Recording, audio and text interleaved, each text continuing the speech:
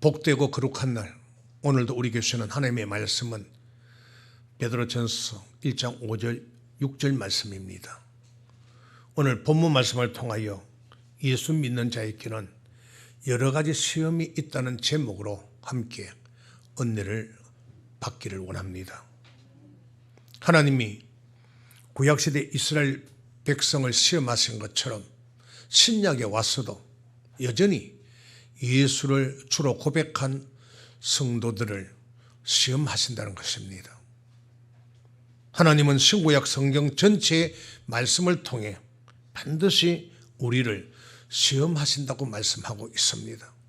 그런데 이 시험은 우리를 죽이려는 시험이 아니고 우리를 살리려는 시험이라는 것을 여러분들이 잘 기억해야 합니다. 우리에게 복 주시기 위해서 하나님은 우리를 시험하신다는 것입니다. 그러므로 모든 선지자와 예수님의 제자들이 전한 말씀의 핵심도 예수를 주로 고백한 하나님의 백성을 시험하신다는 겁니다. 그리고 그 시험은 하나님의 뜻, 곧 창조의 목적대로 사는지 살지 않는지에 대한 것이라고 말씀을 하고 있습니다. 이는 베드로 전후서를 통해서 잘 알 수 있습니다. 먼저 베드로전서 1장 1절 2절 말씀입니다. 예수 그리스도의 사도 베드로는 본도, 갈라디아, 갑바도기아, 아시아와 비두니아에 흩어진 나그네 곧 하나님 아버지의 미리 아심을 따라 성령의 거룩하게 하심으로 순종함과 예수 그리스도의 핏부름을 얻기 위하여 택하심을 입은 자들에게 편지하노니 은혜와 평강이 너희에게 더욱 많을지어다. 아멘. 예수 그리스도의 핏부림을 얻기 위하여 택하심을 입은 자들에게 편지하노니 라는 말씀으로 볼 때 베드로는 사도 바울과 같이 이방인들에게 복음을 전한 것이 아니라 예수 믿는 사람들에게 복음을 전한 것임을 알 수 있습니다. 또한 마태복음 10장 5절 6절에서도 같은 말씀을 하는데 한번 보겠습니다. 예수께서 이 열두를 내어 보내시며 명하여 가라사대 이방인의 길로도 가지 말고 사마리아인의 고래 들어가지 말고 차라리 이스라엘 집에 잃어버린 양의 길로 가라. 아멘. 예수님은 12제자를 택하시고 그들을 보내시며 이방인의 길로도 가지 말고 사마리아인의 고래도 들어가지 말고 차라리 이스라엘 집에 잃어버린 양의 길로 가라고 말씀을 하셨습니다. 자, 이로써도 베드로가 예수 믿는 사람에게 하나님의 말씀, 복음을 전한 것을 알 수 있습니다. 그러므로 이 말씀은 오늘날 저와 여러분에게도 동일하게 적용된다는 사실을 잘 기억해야 합니다. 이것을 염두에 두고 계속해서 베드로전서 1장 3절 4절 말씀을 보겠습니다. 찬송하리로다. 우리 주 예수 그리스도의 아버지 하나님이 그 많으신 긍휼대로 예수 그리스도의 죽은 자 가운데서 부활하심으로 말미암아 우리를 거듭나게 하사 산 소망이 있게 하시며 썩지 않고 더럽지 않고 쇠하지 아니하는 기업을 있게 하시나니 곧 너희를 위하여 하늘에 간직하신 것이라. 아멘.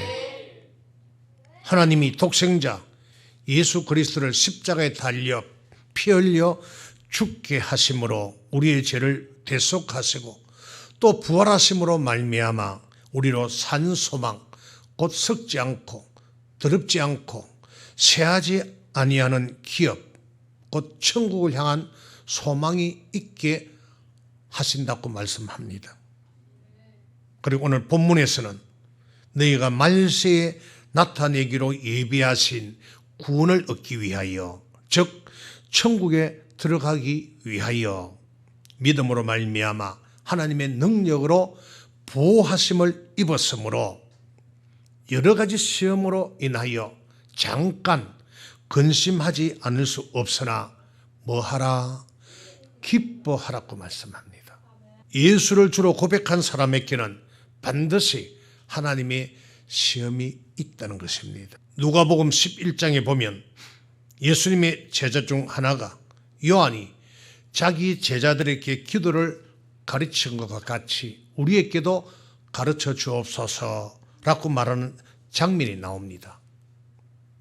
이때 예수님이 가르쳐 주신 기도문 중에는 우리를 시험에 들게 하지 마옵시고 라는 부분이 있습니다. 주님은 예수 믿는 우리에게 항상 시험에 들지 않게 기도하라고 가르쳐 주셨습니다.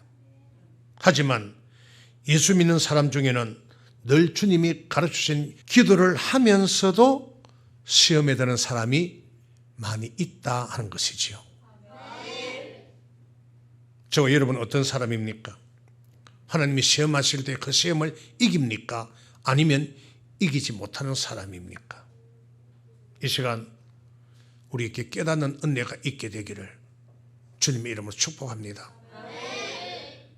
자, 그러면 오늘 본문 6절에서 말하는 시험은 어떤 것이겠습니까? 다시 베드로전서 1장 6절 7절 말씀을 봅니다. 그러므로 너희가 이제 여러 가지 시험을 인하여 잠깐 근심하게 되지 않을 수 없었으나 오히려 크게 기뻐하도다. 너희 믿음의 시련이 불로 연단하여도 없어질 금보다 더 귀하여 예수 그리스도에 나타나실 때에 칭찬과 영광과 존귀를 얻게 하려 함이니라. 아멘. 믿음의 시련, 예수 믿는 우리에게는 여러 가지 시험, 곧 믿음의 시련이 온다는 것입니다. 우리가 이런 믿음의 시련으로 인해 잠깐 근심하지 않을 수 없으나 오히려 크게 기뻐해야 하는 이유가 있습니다. 그 이유가 무엇인가 하는 것입니다. 즉 불로 연단하여도 없어질 금보다 더 귀한 믿음의 시련이 우리에게 왜 필요한 것입니까? 오늘 본문 7절에 보니까 이는 믿음의 시련이 우리에게 필요한 이유는 믿음의 시련이 불로 연단하여도 없어질 금보다 더 귀하여 예수 그리스도께서 나타나실 때, 즉 주님이 재림하실 때에 칭찬과 영광과 존귀를 얻게 하기 때문이라고 말씀합니다. 다시 말해 주님이 재림하실 때 들림받기 위해, 즉 장차 올 모든 일을 능히 피하고 인자 앞에 서기 위해 우리에게 믿음의 시련을 주신다는 것입니다. 그러므로 하나님의 말씀대로 살기 어려운 상황에 놓였을 때 말씀대로 살려고 하면 근심이 되지 않을 수 없습니다. 그러나 그 시험은 결코 우리를 침륜에 빠지게 만들어 우리를 죽이려는 것이 아니라 오히려 우리의 행복을 위한 시험이며 생명을 주기 위한 시험임을 알아 크게 기뻐해야 합니다. 자, 비슷한 말씀이 야고보서 1장 2절 3절에도 있습니다. 야고보서 1장 2절 3절. 내 형제들아 너희가 여러 가지 시험을 만나거든 온전히 기쁘게 여기라. 이는 너희 믿음의 시련이 인내를 만들어내는 줄 너희가 알미라. 아멘. 여러분 한번 생각해 보십시오. 하나님이 가르쳐 주신 믿음의 도대로 살아가려면 믿음의 도는 다른 말로 복음이다. 또 언약이다. 계명이다. 율법이다. 다 똑같은 말입니다. 성경에서 볼 때 계명과 율법은 우리로 하여금 영생 얻는 법입니다. 그래, 이 믿음의 도대로 살아가려면 여러 가지 믿음의 시련으로 인해 근심할 수밖에 없다는 것입니다. 나를 핍박하는 사람을 위해 기도해 줘야 하고 누군가가 억지로 오리를 가자 하면 말씀대로 얼마만큼 가야 된다고요? 10리를 가야 해야 하며 누가 오른밤을 치면 말씀대로 왼편도 돌려대야 하는 등 용서할 수 없는 사람을 용서하고 사랑해야 하며 나의 형편이 어려워도 먼저 그의 나라와 그의 의를 구해야 하므로 근심이 되지 않을 수 없습니다. 자, 이처럼 믿음의 시련이 올 때 하나님의 말씀대로 살아가는 것이 우선에는 우리에게 약간 손해가 되는 것처럼 느껴질 수도 있습니다. 그러나 그 시련으로 인해 세계 모든 민족 위에 뛰어나게 해줄 뿐 아니라 환난을 이길 수 있는 믿음, 천국에 들어갈 수 있는 정금 같은 믿음을 갖게 되어 우리가 주님 앞에 섰을 때 잘하였도다 착하고 충성된 종이라 칭찬을 들을 수 있다면 여러분 얼마든지 우리는 이런 환난을 이길 수 있지 않겠습니까? 남으로부터 찔림을 받아도 인내하고 욕을 듣고 핍박을 받아도 참고 하나님의 말씀대로 순종하는 사람은 그 시련이 자신을 정금 같은 믿음으로 서게 한다는 것을 알고 믿기 때문에 찔림을 받아도 인내하고 욕을 먹어도 참고 핍박을 받아도 참는다는 것입니다. 하나님 말씀대로 순종한다는 것입니다. 그래서 그 시련을 오히려 기뻐하고 그 시련에 동참하는 것이 행복이라는 것을 느끼게 되는 것입니다. 남이 나를 한 번 찌르면 나는 그 사람을 10번 찔러야 마음이 편할 것 같고 남이 나에게 악한 말을 하면 나는 10번은 그에게 악한 말을 해야 편할 것 같지만 결코 그렇지 않다는 것이지요. 많은 사람들이 이것을 알지 못하기 때문에 이런 믿음의 시련을 이기지 못하는 것입니다. 이 말씀은 아주 간단한 성경 구절이지만 베드로전서 1장 7절 말씀이 이 속에는 실로 엄청난 뜻이 들어 있습니다. 다시 베드로전서 1장 7절 말씀을 봅니다. 너희 믿음의 시련이 불로 연단하여도 없어질 금보다 더 귀하여 예수 그리스도에 나타나실 때 칭찬과 영광과 존귀를 얻게 하려 함이라. 아멘. 불로 연단한다는 말은 주님 재림 전에 있을 환난을 말하는 것입니다. 방금 읽은 7절 말씀에 너희 믿음의 시련이 불로 연단하여도 없어질 금보다 더 귀하여 라고 하였습니다. 여기서 불로 연단한다는 말은 어떤 의미겠습니까? 이는 베드로후서 3장을 보면 잘 알 수 있습니다. 자, 다 같이 베드로후서 3장 5절 6절 말씀입니다. 이는 하늘이 이쪽부터 있는 것 같 땅이 물에서 나와 물로 성립한 것도 하나님의 말씀으로 된 것을 저희가 불어 잊으려 함이로다. 이로 말미암아 그때 세상은 물의 넘침으로 멸망하였으되. 아멘. 그때 세상은 물의 넘침으로 멸망하였으되 라고 합니다. 노아 시대의 사람들은 홍수 심판으로 멸망하였는데 이것을 풀어 의도적으로 잊으라 한다는 것입니다. 하나님의 말씀에 순종 아니해서 노아 홍수 심판 때 많은 사람들이 멸망받았지. 그렇다면 우리도 멸망받지 않기 위해서는 하나님의 말씀에 순종해야지 이래야 되는데 이것을 풀어 잊으라 한다는 것입니다. 의도적으로 잊어버리려고 한다는 것입니다. 우리는 그렇게 하면 안 되겠지요. 계속해서 베드로후서 3장 7절에서 14절 말씀입니다. 이제 하늘과 땅은 그 동일한 말씀으로 불사르기 위하여 간수하신 바 되어 경건치 아니한 사람들의 심판과 멸망의 날까지 보존하여 두신 것이니라. 사랑하는 자들아, 죽기는 하루가 천년 같고 천년이 하루 같은 이 한 가지를 잊지 말라. 주의 약속은 어떤 이에 더디다고 생각하는 것 같이 더딘 것이 아니라 오직 너희를 대하여 오래 참으사 아무도 멸망치 않고 다 회개하기에 이르기를 원하시느니라. 그러나 주의 날이 도적같이 오리니 그 날에는 하늘이 큰 소리로 떠나가고 체질이 뜨거운 불에 풀어지고 땅과 그 중에 있는 모든 일이 드러나리로다. 이 모든 것이 이렇게 풀어지리니 너희가 어떠한 사람이 되어야 마땅하뇨? 거룩한 행실과 경건함으로 하나님의 날이 임하기를 바라보고 간절히 사모하라. 그날에 하늘이 불에 타서 풀어지고 체질이 뜨거운 불에 녹아지려니와 우리는 그의 약속대로 의에 거하는 바 새 하늘과 새 땅을 바라보도다. 그러므로 사랑하는 자들아, 너희가 이것을 바라보나니 주 앞에서 점도 없고 흠도 없이 평강 가운데 나타나기를 힘쓰라. 아멘. 이제 하늘과 땅은 그 동일한 말씀으로 불사르기 위하여, 즉 노아 시대에 경건치 아니한 사람을, 경건이라는 말은 떨며 두려움으로 하나님의 말씀에 순종하는 것을 말합니다.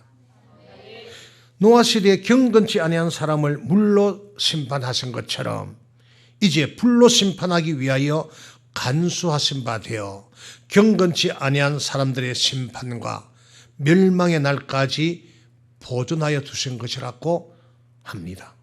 자, 그러면 그날에는 어떤 일이 있다고 말씀합니까? 그날 곧 주님의 날에는 하늘이 큰 소리로 떠나가고 체질이 뜨거운 불에 풀어지고 땅과 그 중에 있는 모든 일이 드러나게 될 때 우리는 그의 약속대로 새하늘과 새 땅, 천국을 바라보게 된다고 말씀합니다. 아멘. 그러므로 이것을 바라보는, 천국을 바라보는 우리는 주 앞에서 점도 없이 흠도 없이, 다른 말하면 말씀에 순종하면서 평강 가운데 나타나기를 힘써야만 한다고 합니다. 아멘. 노아의 때에 경건한 삶을 살았던 노아와 그 일곱 식구들은 홍수 심판에 멸망하지 않고 생명을 보존하였으나 경건치 아니하였던 사람들은 홍수 심판에 모두 멸망하였습니다. 그때와 마찬가지로 주님이 재림하실 때에도 경건한 삶을 산 사람은 불심판에서 나와 천국에 들어가게 되지만 경건하지 못한 사람은 불심판에서 나와 지옥으로 들어가게 된다는 것입니다. 경건한 사람, 하나님의 말씀에 순종하고 하나님을 두려워하며 사는 사람은 반드시 천국에 가게 될 것이지만, 하나님을 두려워하지 아니하고 하나님의 말씀에 순종하지 아니한 사람은 지옥 갑니다. 그것이 성경입니다. 그러므로 점도 없고 흠도 없이 말씀에 순종하면서 평강 가운데 나타나기를 힘쓰라고 하는 것입니다. 이것이 우리가 어떤 믿음의 시련에도 기뻐해야 하는 궁극적인 이유입니다. 앞서 설명드린 베드로전서 1장 7절의 말씀은 우리에게 오는 여러 가지 믿음의 시련으로 말미암아 우리의 믿음이 불로 연단하여도 없어질 금보다 더 귀한 정금 같은 믿음으로 나오게 된다는 것이었습니다. 여러분, 금은 불로 연단하면 연단할수록 정화되어 순금이 됩니다. 마찬가지로 지금 우리에게 오는 크고 작은 믿음의 시련을 기뻐하며 이겨낼 때 불로 연단함과 같은 시험 속에서도 믿음을 저버리지 않고 끝까지 견딜 수 있는 성도가 될 수 있다는 것입니다. 아멘. 자, 그러면 불로 연단함과 같은 믿음의 시련은 과연 무엇을 의미하는 것이겠습니까? 한마디로 환난입니다. 그 환난을 이기는 자가 주님이 오실 때 들림받아 영광 중에 참여할 수 있게 된다는 것입니다. 아멘. 환난을 이기는 자가 주님 오실 때 들림받아 영광 중 천국에 들어갈 수가 있다는 것입니다. 그러면 그 환난은 어떤 환난이겠습니까? 다 같이 마태복음 24장 9절 이하 13절까지 말씀을 봅니다. 그때 이 사람들이 너희를 환난에 넘겨주겠으며 너희를 죽이리니 너희가 내 이름을 위하여 모든 민족에게 미움을 받으리라. 그때 많은 사람이 시험에 빠져 서로 잡아주고 서로 미워하겠으며 거짓 선자가 많이 일어나 많은 사람을 미혹하게 하겠으며 불법이 성함으로 많은 사람의 사랑이 식어지리라. 그러나 끝까지 견디는 자는 구원을 얻으리라. 아멘. 사람들이 예수 믿는 자들을 환난에 넘겨주게 될 것이며 또한 너희를 죽이리니 그들이 예수의 이름을 위하여 모든 민족에게 미움을 받을 것이라고 합니다. 쉽게 말해 예수 믿으면 죽인다는 환난 중에도 끝까지 견디는 자, 다른 말로 예수 이름을 끝까지 시인하는 자가 구원을 얻게 된다는 것입니다. 아멘. 여기 구원은 어떤 구원이요? 영혼 구원입니다. 자, 이로 볼 때 베드로전서 1장 7절에서 말씀하는 불로 연단함과 같은 믿음의 시련은 결국 주님께서 재림하시기 전에 있을 예수 믿으면 미치든지 죽이는 정말 불같은 환난을 가리켜하는 말임을 우리가 알 수 있지요. 주님 재림하시기 전에 반드시 예수 믿으면 죽인다는 환난이 있다는 것입니다. 예수님은 반석 위에 집을 짓는 자라야 천국에 들어갈 수 있다고 말씀합니다. 이 반석은 고린도전서 10장 4절에 보면 그리스도라고 말씀합니다. 자, 요한복음 1장 1절에 보면 하나님도 예수님도 뭐다? 말씀이라고 말씀합니다. 맞아요. 그리스도 위에 집을 짓는다는 것은 말씀 위에 집을 짓는다. 이 말은 말씀에 순종하는 자라야 천국에 들어갈 수 있다고 말씀합니다. 성경은 믿음은 들음에서 나며 들음은 그리스도의 말씀으로 말미암는다고 합니다. 따라서 우리는 반드시 하나님의 말씀 위에 집을 지어야 합니다. 이는 예수님께서 제자들에게 가르치신 마태복음 5장부터 7장까지의 산상수훈의 결론입니다.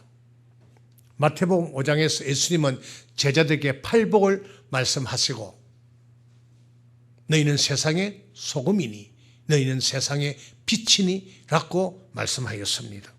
그러면서 그 역할을 잘 감당해서 마태복음 5장 16절에 보면 하나님께 뭘 돌리라? 영광을 돌리라고 말씀합니다. 그리고 마태복음 5장 17절부터 7장 12절까지 말씀을 통해 내가 율법이나 선지자를 폐하러 온 줄로 생각하지 말라. 폐하러 온 것이 아니라 완전케 하려 왔다고 말씀하며 주님이 오심으로 완전케 된 율법을 설명하셨습니다. 그리고 멸망으로 인도하는 문은 크고 그 길이 넓어 그리로 들어가는 자가 많고 생명으로 인도하는 문은 좁고 길이 협착하여 찾는 이가 적으니라고 말씀하였습니다. 우리 앞에 두 길이 있는데 한 길은 생명의 길이고 한 길은 사망의 길입니다. 다른 말로 말하면 좁은 길이 있고 넓은 길이 있습니다. 좁은 길은 천국 가는 길이고 넓은 길은 지옥 가는 길입니다. 그런데 주님은 천국 가는 길을 가는 자가 적다고 말씀합니다. 자, 마태복음 7장 13절 14절 말씀입니다. 좁은 문으로 들어가라. 멸망으로 인도하는 문은 크고 그 길이 넓어 그리로 들어가는 자가 많고 생명으로 인도하는 문은 좁고 길이 협착하여 찾는 이가 적음이니라. 아멘. 맞아요. 넓은 문으로 들어간 사람 많고 좁은 문으로 들어간 사람은 적다.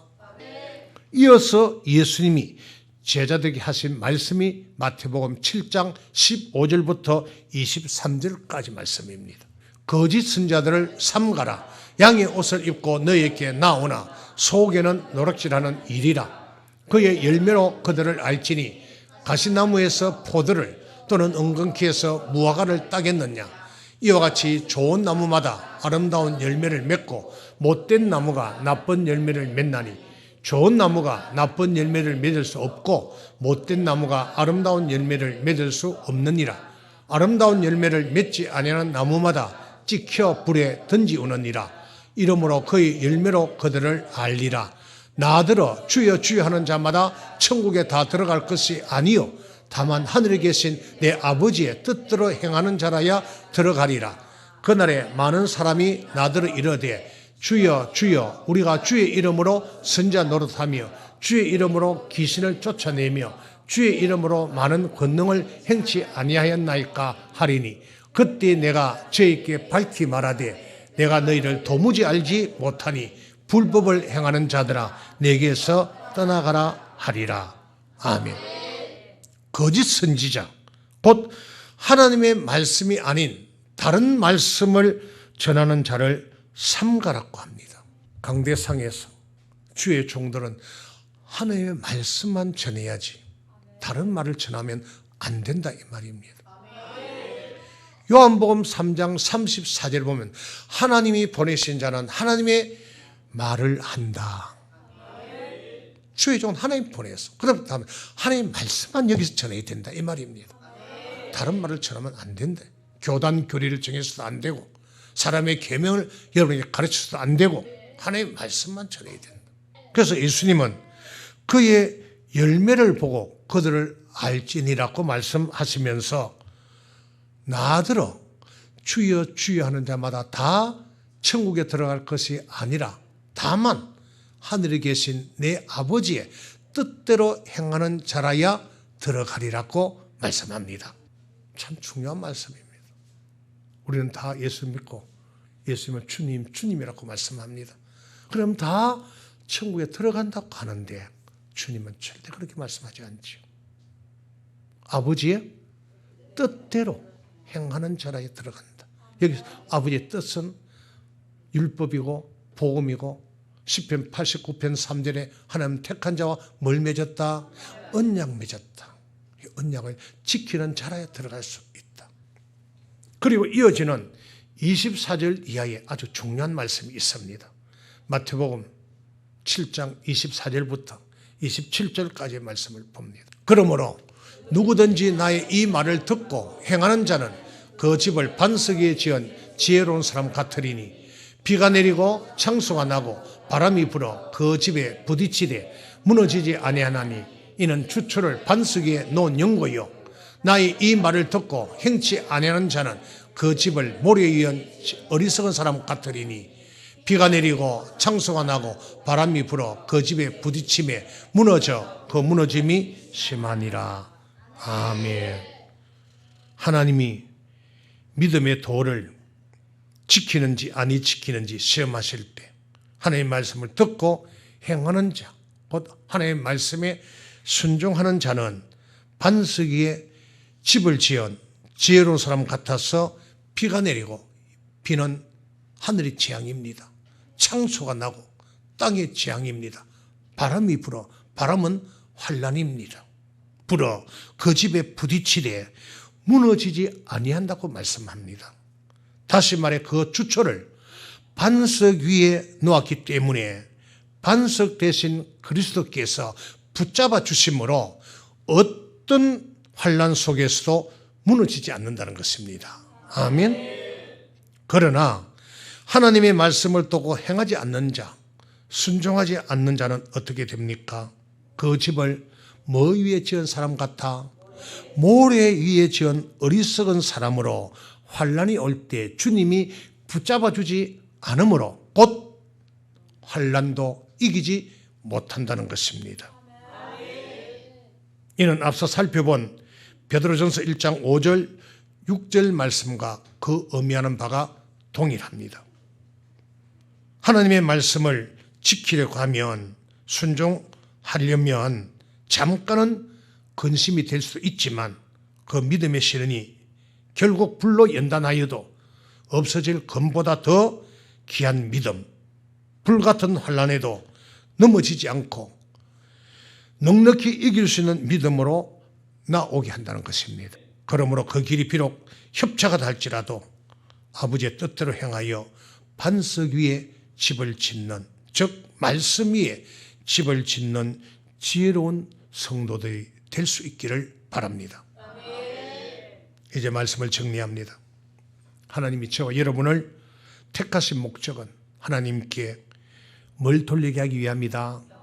영광을 돌리게 하기 위함이며 택한 자, 즉 예수를 주로 고백한 사람은 반드시 광야, 곧 교회 생활을 하게 하신다는 것입니다.